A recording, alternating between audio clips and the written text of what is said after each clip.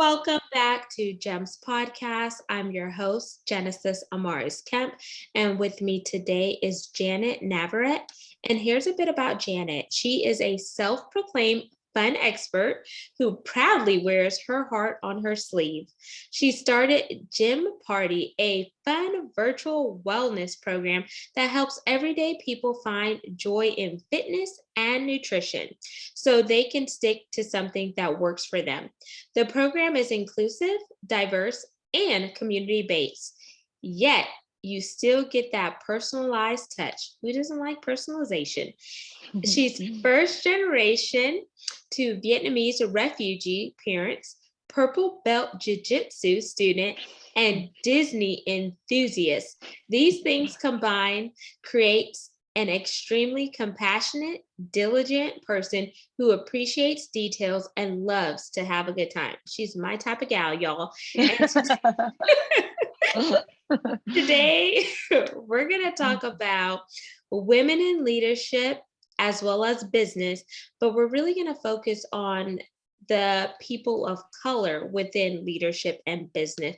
But we're here for you allies too, because without you, we wouldn't be where we are. So without further ado, please welcome Janet Navarrette to Gems Podcast. Oh my gosh, Genesis, thank you so much for having me. Thanks for the intro. I'm so excited to have a good time. My pleasure. Before we dive in to people of color and women, especially because we are in Women's History Month currently, and just leadership and overall business, I want to know what really led you to starting Gymparty and why the name. Yeah, so Gymparty started, it was a pandemic baby. So, I had a corporate wellness program before the pandemic happened. So we were on site, and it was that business was about we were in our third year, so 2 years in, starting our third year, and things were looking great. And then the pandemic happened, and nobody was going on site anymore. No, corporate wellness was kind of everyone was working from home. So it was like, we don't really know what we're going to do. Let's, some of my clients were like, can we try something virtual? And to me, virtual fitness at that time was something that didn't appeal to me at all. Like, I was like, I'm not going to do a P90X or a Billy Blanks or a Peloton program, because I'm just fitness is so personalized to each individual that a lot of virtual fitness programs is just one-sided. Like, you're looking at a screen, a coach is not looking at you, they're not holding you accountable, you can stop anytime you want. So there was just this one-sided platform that it didn't appeal to me. I was very much about the client. And so I decided, if I'm going to do this virtual fitness program, I'm going to do it my way. And my way is just making it fun, because if it's not fun, you're not going to stick with it. I wanted to make it community based. I still wanted to have the coaching aspect. And Gymparty, the name just came to me one day, because my old company was called Blue Jay Health and Wellness, and Blue was it's my mom's name in Vietnamese. It means blue, and J for Janet, and a group of Blue Jays is a party. So I kind of wanted to stick to that homage of, that connection of my history and my lineage, and then also my personality. So I was like, well, it has to be a party that works out perfectly. And then Jim, just putting it together just kind of made it a more fitnessy type of name. So I was like, it's perfect. That's what it is. So that's kind of where that came from. That is awesome. And I'm glad that you pivoted, because that's one thing that the pandemic taught us. It's like, you're either going to pivot and, advance, or you're going to stick with the same old method and get left behind, because so many businesses were going through a transition and transformation, and people who were resilient, they were the ones that made it to the other side, because they had that grit, they had the courage to step out and do something different. And then now they're like, oh no, I don't want to go back to that way of doing things. And then whenever we talk about women in leadership as well as business, and then mainly the people of color aspect. A lot of those women transitioned out of quote unquote corporate jobs, and I'm not sure if it's due to the great resignation or them getting a feel of what it's like to work from home, be able to balance between whether it's being a partner, a spouse, or a mother, or some of Mhm. the other things. It was like they felt like they didn't necessarily need to go back to that office, that brick and mortar, because everything that they needed was at home, and they were successful, and they were able to balance their days without worrying about, oh, I need to take vacation time off to go to the doctor Right. or the dentist. And I'm like, to me, that is not a vacation. No, yeah, exactly. That's so right. And I think namely in the fitness field, like now people are understanding they don't have to drive to a gym to get a good workout. They don't have to spend 2 hours at the gym and do these things. Like my goal is to teach people that you can do this at home and still have a good workout, still have a good time, still have, that time for yourself that I think people thought like I have to go to a place to do this, and that just again in the fitness industry there's also like other things too, like people are cooking more and they're enjoying just being at home a lot more. So I think just overall that was probably one of the good things that came out of the pandemic. And it was a blessing in disguise. Like, some people hated it because we lost loved ones and people lost their jobs. That both Mhm. of those happened to me. I lost my dad and both of Oh, my I'm sorry. grandmothers. Mhm. It's cool. Like, I've learned to accept it, but then now it gave me courage to help other people going through the grief. And then just losing Right. my job from oil and gas, especially where I live, the industry is very up and down and volatile. So it's like Hmm. whenever life throws you that curveball, you're either going to swing and hit it, or you're going to swing and miss it. So you just have to know how to react to certain things. So I want to know, like, with you being a woman of color, you're Vietnamese descent, when you Hmm. think about being in business with other people who may not necessarily look like you in the industry, and especially having a Hmm. leadership role, what are some of the obstacles that you've had to overcome, and how has it made you better personally and professionally? Yeah, I think with being Asian and female specifically, there's this stereotype of being, dismissive and, you know, just easygoing, people pleaser. And there are elements of that in my personality. Like I am a huge people pleaser. I'm very much go with the flow, but I find myself like, why didn't I just say what I wanted and rather than just appease other people?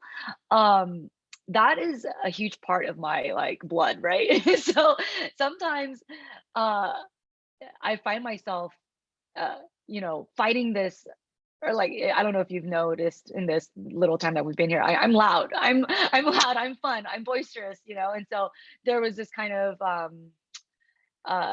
contradiction within myself, like I'm told I'm supposed to be this way, but I'm actually not that way at all. And the stereotype, I think, is not only harmful in the way that people look at me, but in the way I looked at myself, And so I saw these when I see people who look like me represented in a way that is not me, then I felt like, well, should I be that like that person, or should I be who I am? And it's always going to be the answer is always going to be who you are, So I found that since I've kind of, liberated myself and like, no, this, I'll be the person. I'll be the loud Asian woman that another little loud Asian girl could be like, I could be like that, So, and that's totally fine. And in my experience in being true to who you are, in leadership, especially, people will attract more to that. If I was a dismissive, go with the flow, people pleaser type of leader, like the company would not go very far. And there's moments where I can be like that, but in order to lead, I feel like you really do have to have this certain confidence. And something that I've learned along the way. It wasn't something that I just overnight, I'm still working on it. So I think fighting a lot of stereotypes does make it difficult, but also exciting, because I think a lot of people are now open to the ideas of, okay, let's not let's not think about stereotypes. Let's create our own path. And I think that's definitely more open now. I think since the pandemic too, I know we keep going back to that, but I feel like there was this kind of like awakening, and it's still happening. And I think it's a great time to be a woman leader. I think it's a great time to be a person of color and a leader. So yeah, we're still all working on it, but I think it's exciting. And it's great whenever you come into your true self and you feel Yeah, liberated and you share that transparency with your team, because they feel like even though she's a leader, she sees me and she hears me, and right, she's not trying to be something that she's not. Like, who you are, you show up and you're present on the screen and off the screen, so they know that they're not dealing with hot and cold. And just right. really like walking in your true identity and taking ownership, it gives other people hope and courage to do the same, who may look like us, because you may be the only representation that they see, and you have the ability to sway their judgment or cause them to think differently. And I think like with the pandemic, it helped people get woke and stay woke with Yeah. different movements, like the Stop Asian Hate Hmm. movement, the Hmm. Black Lives Matter. Me Too Hmm. movement was already jumping off, but then people Right. try to bring that back into Yeah. rotation. And there were Yeah. some some other movements that were Mhm. happening. But I think as women, whenever we support each other, no matter how we look, and we have these engaging conversations, whether they're difficult or courageous conversation, it definitely keeps some momentum going, because we're allowing buy-in from others. Like, yes, we are, you know, people of color as a whole, women of color, and we may be a minority in a male dominated field. We may be the only one in the on the board of directors. We may be the only one in an executive position, but we have the power to shape and reshape some unconscious biases and prove those critics and naysayers wrong. So I want to go a little bit deeper. Like, what are some of the tips and tricks that has helped you um, get to the level of success that you have now? Was it a mentor, a coach, an advocate, or maybe some life struggles where you say, you know what? Hell no, I'm kicking this to the curb. I'm going to rise up and I'm going Yeah. to break down these barriers. Yeah. 2020, when the pandemic happened, it was a time where I was like kind of, again, like reacting to what was happening, and like created a business during a pandemic, and then trying to figure it out and navigate how this was going to happen. And then 2021 happened. And I would say, as a business owner, that was one of my lowest years. Like, I wasn't getting as many signups, buy-in, like people loved what I do. I have a great retention rate, but I was just fighting these forces of like fighting the current standards of the fitness industry, which is like the bar is very, very low in terms of like um of what people think fitness should be, and what you should look like and all that stuff. So I was fighting a lot of things that I that I was trying to like create this fun, inclusive program, and I just felt like everybody needed to be a part of it because it was great, and it was just community driven. But just the success wasn't as as much as I wanted, like in terms of monetary gain, I guess. So I really had to shift my mind and think, okay, but what is happening? Like aside from the monetary gain, what is happening? What's happening is the people in the community that I have currently, they're happy. They like love it. They talk about it with all their friends. They always tell me like they wouldn't have done this if it wasn't, they don't want to know what they would have done if they didn't have this. And like all these great comments, I'm making people happy. So like I have to tick that off as a successful moment, right? Like that has to be a part of this story of success. Um, and so, I had to just find little things to almost pick up my confidence again. Like, again, 2021 was a huge year where I was like feeling my confidence was really low, and I was just struggling. I just felt like I didn't have my mojo, you know? So I felt like towards the end of 2020, I was really just crawling at the end, like just like crawling through December into 2022. So I had really had to snap myself out of it. And a couple of ways I did that again is like to find those small moments, those small successful moments. Um, and that was really people driven. And that's so important. It's like, that's just what I do. It's like all about the people. So I had to find those moments. Another thing I did was there are so many female entrepreneurs out there. I was not the only one feeling like this, you know, and I was still relatively new. So there was many other women out there who felt the same way, but you know, maybe like many more times. And so I started reaching out to other female founders. I joined, you know, I Fund Women. I joined female entrepreneuristas. There's her brand. Like I just joined any group that I can get my hands on.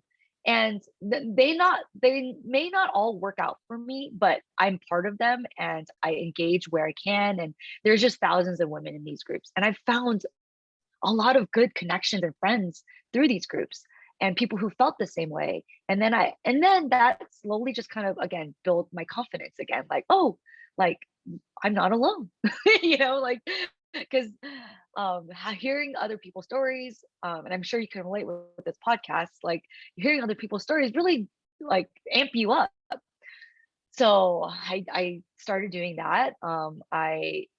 Again with even with this podcast Genesis, like, you know, me putting myself out there to do these things wasn't something that I would initially do. And so these little things where you put yourself out there to make yourself feel a little uncomfortable, you know, it's not very comfortable to sit here and talk about yourself. So I would say that definitely is helping, and it's still an ongoing journey. So like I'm still on that path of creating my confidence, finding my voice, and finding that success. So it's still ongoing, really. But you know, finding the recap is like finding the little things, connecting with other people, and really just kind of being a work in progress, and just knowing that that's what's going to be part of the journey. I love that. And you know why I love what you just said was because you took time to realize the areas that were not working for you.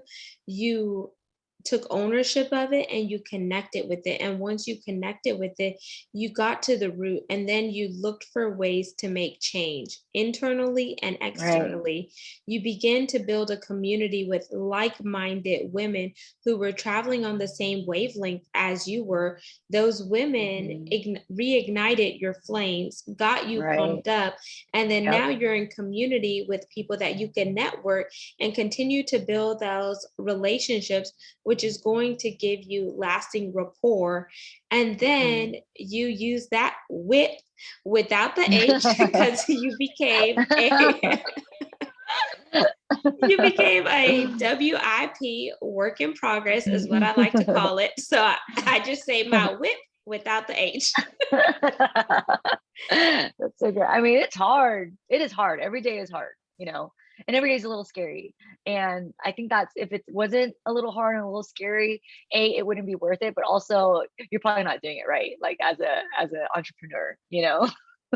Absolutely. And the beauty of it is things that you get easily, you lose them quickly because you didn't Mm, really work for them. You didn't put in the work. But things that right. you get that come with a struggle and it comes with some tears, it comes with some loss, it comes with some anger and mixed Mm, emotions, you're going to remember that because you remember how much work and how hard it was to acquire that.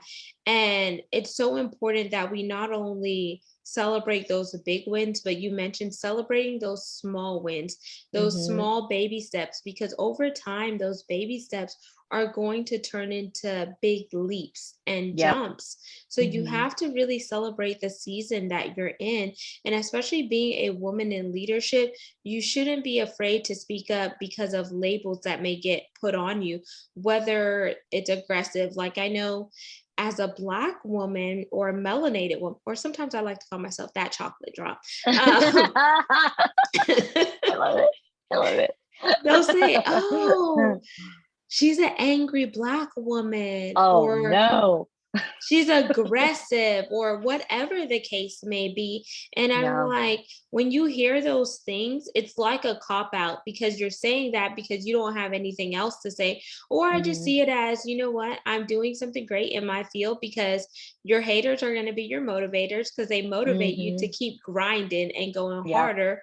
And, sometimes your haters and your haters, your critics, and your naysayers, sometimes they call out the things in you that they wish they had in them.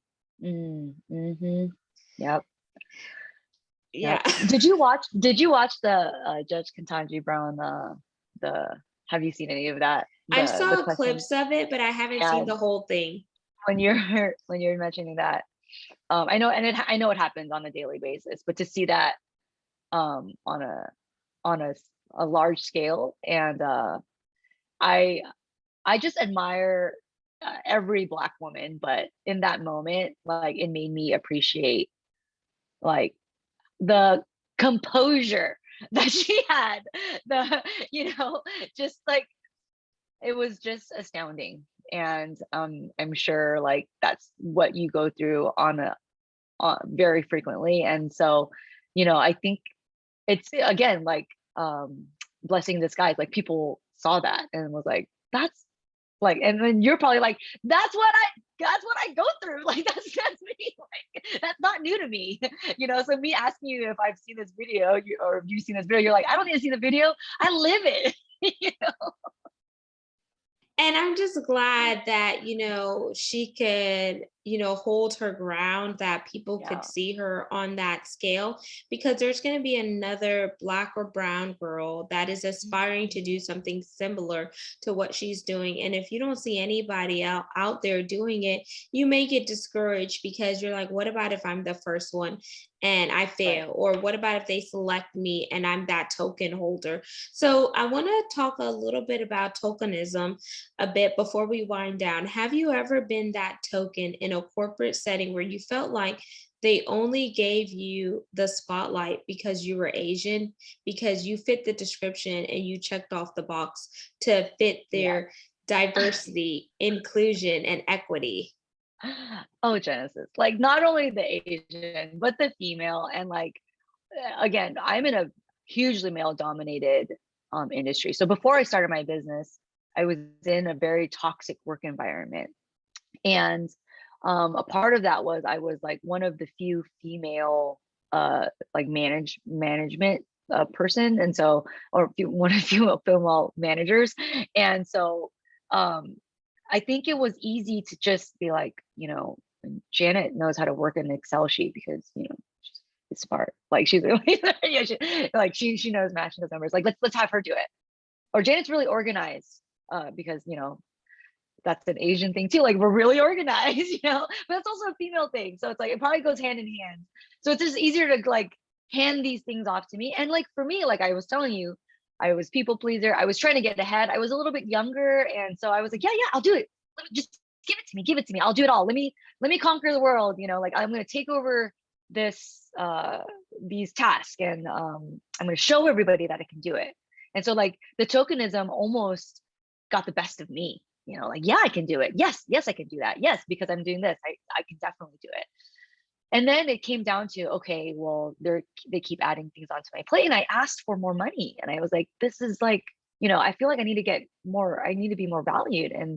And so the CEO at the time, he was like, well, you need to prove yourself. And I was like, I've been doing this for 5 years, and I was seeing my other male counterparts get ahead.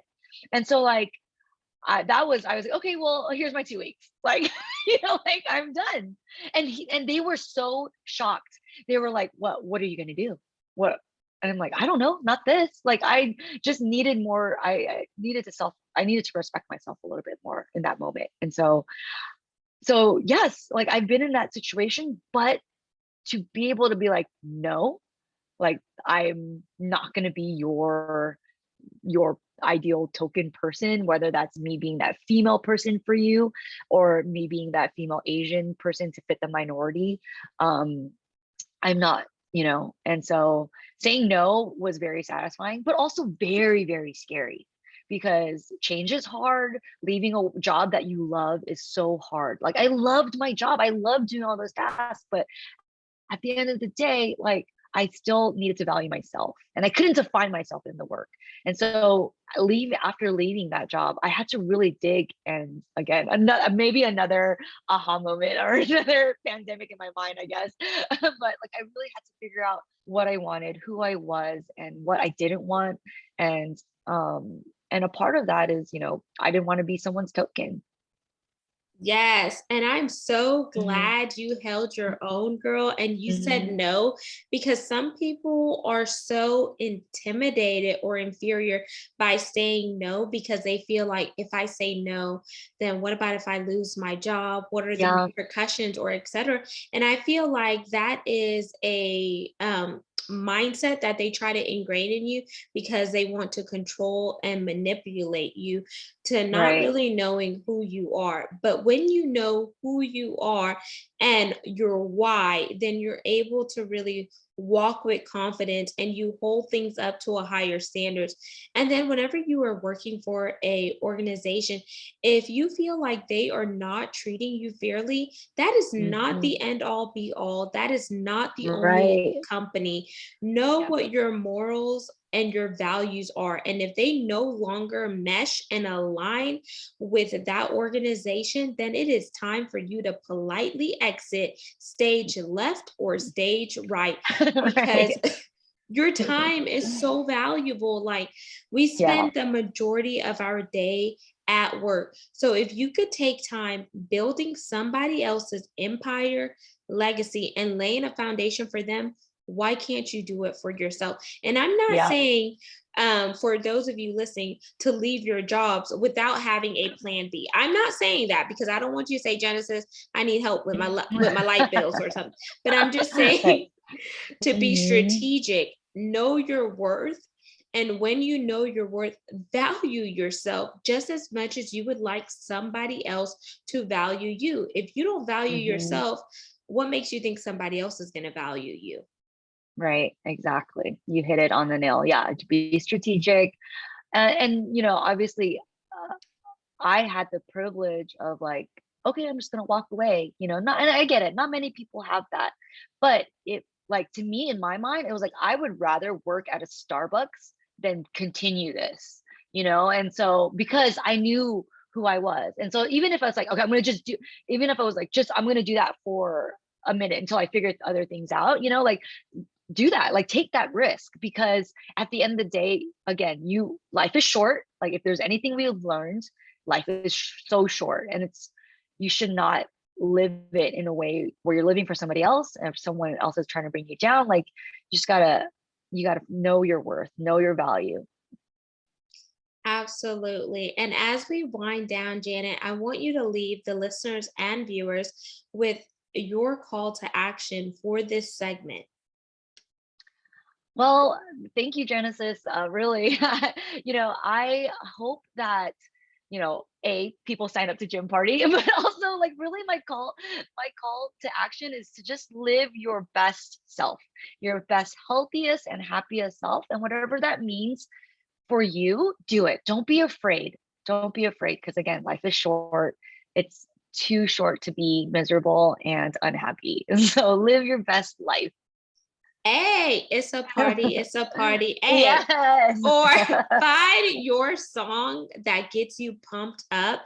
And Yes. whenever you think about your life, party on your terms. And I Yes. was driving today and I heard the song by DJ Khaled. All I do is win. All I do is Yes. win, win, win, no matter what. And sometimes when you listen to those lyrics, it gets you pumped up and fired up. And when you start your day on a positive Yep. high note, the rest of your day is going to go smooth. So, on that That's so note, Janet, awesome. Wait, so okay, really quickly. My uh-huh. my my maiden name is Quinn, in Vietnamese, and I would always sing that song. All I do is win, win, win, no matter what. So it's so funny that you mentioned that. That is awesome. And so you went from being a win to a Yeah. Navarrete. Yeah, exactly. So on that note, Janet, I'm sure you got a lot of people pumped up. I want you to plug your website and let them know how they could connect with you on social media.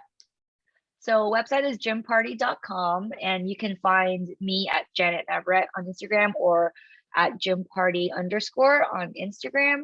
And yeah, we're diverse, we're fun, everybody is welcome in our community. It doesn't matter what you look like, what your size you are, how much money you make. Like, we don't care about any of that. We just care that you, again, live your best life, have a good time, make it a party.